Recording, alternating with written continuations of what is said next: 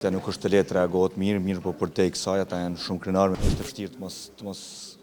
t'jesh i emocionuar dhe i dëshpëruar në moment, por kjo nuk nënkupton as pak zbrapje. Lotët edhe të Vedatit edhe të gjithë futbollistëve tjerë në pasqyre e dhimbjes të madhe që e kanë ditë sonte. Pas një humbje të tillë kur ata kanë dhënë gjithçka nga vetja, nuk është të lehtë reagohet mirë, po për te i kësaj ata janë shumë krenarë me mënyrën se si kanë luajtur, janë shumë krenarë me përkrahjen që e kanë marrë nga gjithë populli i Kosovës, janë krenarë me emocionet që ja kanë sjellë krejt popullit, janë krenarë me një fushatë fantastike kualifikuese që e kanë pasur, jo vetëm ata, për gjithë ne që jemi rreth ekipit kombëtar jemi shumë krenarë me ta.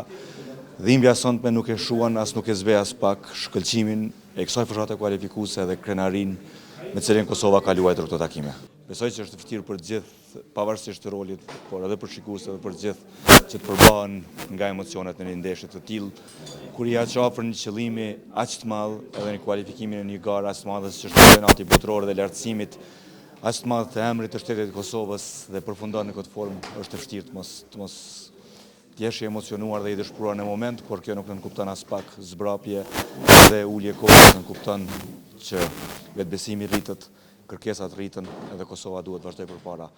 pa ose me çdo kë në bordin e ekipit. Lotët edhe të Vedatit edhe të gjithë futbollistëve tjerë në pasqyre e dhimbjes të madhe që e kanë ditë sonte.